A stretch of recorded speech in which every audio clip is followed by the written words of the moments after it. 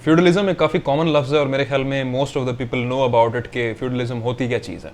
मैं जिसके ऊपर बात करूंगा वो है फ्यूडल माइंडसेट।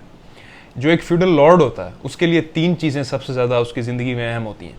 पहली चीज़ होती है ज़मीन, दूसरी उसका जो माल मवेशी जो कैटल होता है, लाइफ स्टॉक होता है, और तीसरी जो औरत होती है। तीन चीज़ों के ऊपर वो अपनी मलकियत हमेशा जमाता रहता है और वो पोजेसिवनेस होती है उसको ज़मीन से रिलेटेड और माल मवेशी से रिलेटेड और औरत से रिलेटेड। इस वजह से अगर आप ताल्लुक गांव से है, अगर नहीं भी है, तो आपने सुना होगा कि आधे मरले के ऊपर या 1 इंच के ऊपर इवन मैंने सुना हुआ है गांव के अंदर फायरिंग खोल दी गई दो पार्टीज के बीच में और एक प्रॉपर झगड़ा हो जाता है। इसी तरह गांव और देहातों के अंदर ये कॉन्सेप्ट पाया जाता है कि अगर आप किसी की भेड़ बकरी चुरा लेते हो तो वो दूसरे ट्राइब के लिए बेइज्जती वाली बात होती है और वो रिटेलिएट करेगा आपके ऊपर, बाकायदा फायर खोलेगा और आपका बाकायदा एक झगड़ा होगा। तो कोई भी अगर जी शऊर इंसान होगा तो वो सोचने बैठेगा कि यार इतनी छोटी छोटी बातों के ऊपर आखिर जिंदगी मौत के फैसले क्यों करने हैं। तो उसका जवाब ये है कि फ्यूडल माइंडसेट जो है दरअसल वो मलकियत के ऊपर यकीन रखता है। जिसको हम मजहब का रंग दे के गैरत का नाम देते हैं ना, दरअसल वो मलकियत है। और एक फ्यूडल लॉर्ड जो होता है वो कभी भी कॉम्प्रोमाइज़ नहीं करता अपनी पोजेसिवनेस के ऊपर। ये तो दो चीज़ें हो गई, एक ज़मीन हो गई, एक माल मवेशी हो गया, इसके ऊपर झगड़े वगैरह हो गए, सब ठीक है। लेकिन कभी आपने ये सुना है कि ज़मीन के झगड़े के ऊपर एक फ्यूडल लॉर्ड ने या एक आदमी ने किसी के साथ तनाज़ा हुआ ज़मीन पे, जायदाद के ऊपर, और उसने ज़मीन पे गोलियां मारना शुरू कर दी? या कभी आपने सुना होगा किसी की भेड़ बकरी चोरी हुई है और वो बकरी को लेकर आया और उसने बकरी को गोलियां मार दी कि यार तू क्यों उसके साथ गई है? यहाँ पे औरत का मामला आ जाता है। एक फ्यूडल लॉर्ड औरत को भी उस लेवल के ऊपर रखता है जिसके ऊपर वो ज़मीन को और बकरी को रखता है, माल मवेशी को रखता है, क्योंकि वो मलकियत पे यकीन रखता है और औरत को वो जागीर समझता है अपनी। लेकिन चूंकि औरत बोल सकती है, औरत इंसान है, औरत के पास दिमाग है, वो ज़मीन की तरह चुप नहीं कर सकती, ना ही वो भेड़ बकरियों की तरह चुप करके किसी के साथ भी चली जाए, वापस आए, जिसके पास जाए उसकी मर्जी है। औरत के मामले के अंदर ये चीज़ें ज़रा कॉम्प्लेक्स हो जाती हैं। एक फ्यूडल लॉर्ड जो है उससे वो बर्दाश्त नहीं होता जब औरत रजामंदी के साथ किसी और पार्टी के पास चली जाए जिसको वो अपनी मलकियत समझता था। तो उसका रिजल्ट क्या निकलता है? Honour killing. और अगर ऑनर किलिंग तक बात नहीं आती तो आपने वैसे ही घरों में देखा होगा कि औरत को किस तरह से बिजनेस ट्रांजैक्शन के तौर पे यूज़ किया जाता है कि अगर एक औरत किसी की देहात के अंदर मारी गई है तो वो अपनी बहन को दे देगा कि यार ये लो और इसको तुम मार दो, बदला पूरा हो जाएगा। यानी जैसे ज़मीन के बदले ज़मीन होती है, वैसे ही आप औरत का भी एक ट्रांजैक्शन कर रहे हो। तो ये होता है फ्यूडल माइंडसेट। ये सिर्फ देहातों तक लिमिटेड नहीं है, अनफॉर्चुनेटली ये इसका स्पिल ओवर इफेक्ट होता है और हमारे शहरों के अंदर भी यही कल्चर है। वो थोड़ा सोफिस्टिकेटेड तरीके से फ्यूडल माइंडसेट में ऑपरेट कर रहा है। बलूचिस्तान हो गया, अंदरून सिंध हो गया या जनूबी पंजाब हो गया, यहाँ पे तो प्रॉपर फ्यूडलिज्म एग्जिस्ट करता है, सरदार प्रॉपर किस्म के एग्जिस्ट करते हैं। अंदरून सिंध का तो बेड़ा ही करके अपर पंजाब वगैरह की जो इलीट है, दरअसल लाहौर की जो इलीट है या इस्लामाबाद की या कराची की, उनके अंदर भी फ्यूडल माइंडसेट पाया जाता है। फर्क सिर्फ यह है कि they are capitalists and not feudals.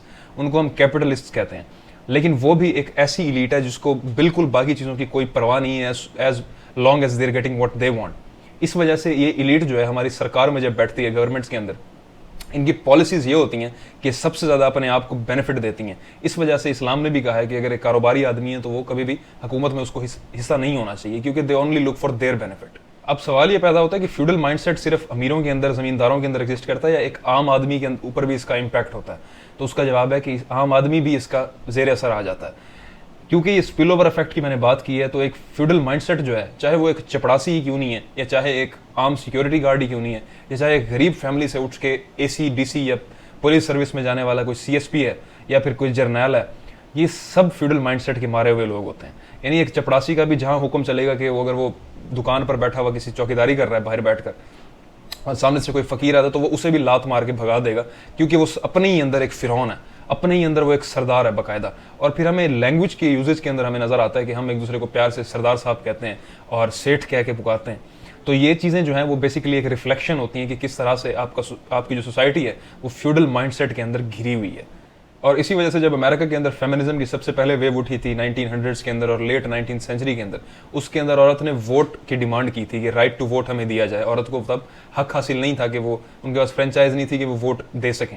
उसके अंदर, उस वेव के अंदर एक मेन पॉस्टुलेट ये था कि औरत को प्रॉपर्टी यानी जागीर कंसीडर ना किया जाए, बल्कि उन्हें इंसान कंसीडर किया जाए। उसके बाद फिर second wave of feminism I जब औरत को वोट का हक मिल गया 1960s के अंदर, तो उन्होंने कहा कि हमारे खिलाफ डिस्क्रिमिनेशन होती है जॉब्स वगैरह के अंदर और फैमिली रोल्स जो हैं वो बहुत ज़्यादा डिफाइंड है। उनके खिलाफ औरत ने जिद्दोजहद की और 1960s के अंदर उन्होंने बात की कि हमारे खिलाफ जो जॉब्स वगैरह के अंदर डिस्क्रिमिनेशन है उसे ख़त्म किया जाए।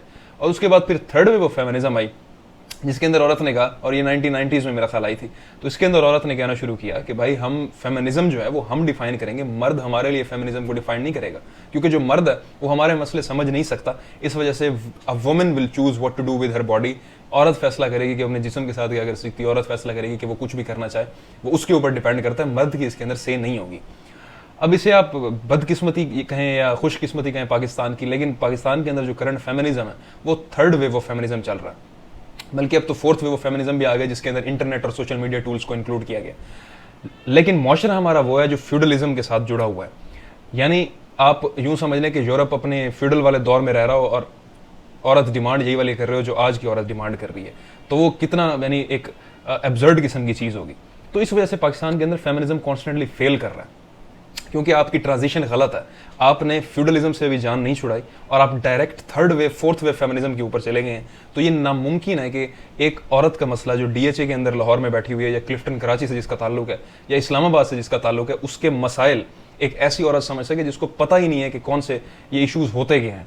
या यानी एक स्टडी में पढ़ रहा था तो उसके अंदर ये था कि एक सर्वे था किसी एरिया का, मुझे एग्जैक्टली याद नहीं है, तो उसके अंदर औरतों से पूछा गया कि तुम्हारा शौहर यानी फिजिकली कितना अब्यूज़ करता है तुम लोगों को, कोई देहात से उनका ताल्लुक था उन खवातीन का। तो उन्होंने कहा हफ्ते के अंदर लाजमी एक बार जो है ना कुटाई हमारी हो जाती है, और अगर ना हो तो हम ये समझते हैं कि शायद शौहर हमारा हमसे नाराज़ हुआ हुआ है। तो ये असल मसाइल हैं, यानी जो पाकिस्तान की मेजॉरिटी ऑफ वुमेन के इशूज़ हैं।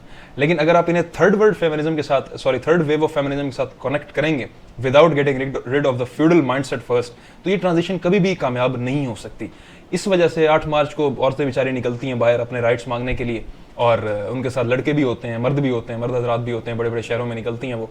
तो मुल्क पूरे के अंदर एक तहलका मच जाता है कि यार इस्लाम को ख़तरा है, मुल्ला को ख़तरा है, फ़लाने को ख़तरा है, और ये फहाशी फैला रही हैं, फ़लाँ है।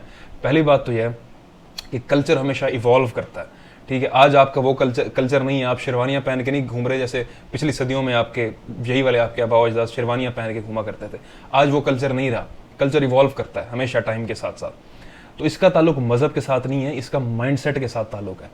अनटिल एंड अनलेस हम औरत को जागीर समझना नहीं छोड़ देते, अनटिल एंड अनलेस हम इस माइंडसेट से जान नहीं छुड़ा लेते, फेमिनिज्म पाकिस्तान के अंदर अप्लाई नहीं हो सकता। फेमिनिज्म इन इटसेल्फ जो कॉन्सेप्ट है उसको हम गलत समझते हैं, बाकी फेमिनिज्म गलत कॉन्सेप्ट नहीं है कोई, फेमिनिज्म बेहतरीन कॉन्सेप्ट है, प्रॉपर इसके ऊपर एक इसकी तारीख है, एक सदियों से तारीख इसकी चलती हुई आ रही है, इसकी एक बाकायदा इसके ऊपर काम किया गया, लोगों ने इसके लिए कुर्बानियां दी हैं, बाहर के लोगों ने। आपने तो कोई इस कंट्रीब्यूशन नहीं की और उल्टा आप कहते हैं ये फहाशी आ रही है और फलां फलां फलां, पूरे मुल्क में और चंद औरतों के बाहर निकलने से आपको इशू हो जाता है। क्यों? Because of the spill over effects of feudalism that still exist in our society. तो ये मलकियत वाला जब तक कॉन्सेप्ट इससे आप जान नहीं छुड़ा लेते, तब तक आप कभी भी आगे मुआशरा आपका नहीं बढ़ सकेगा। Thank you so much.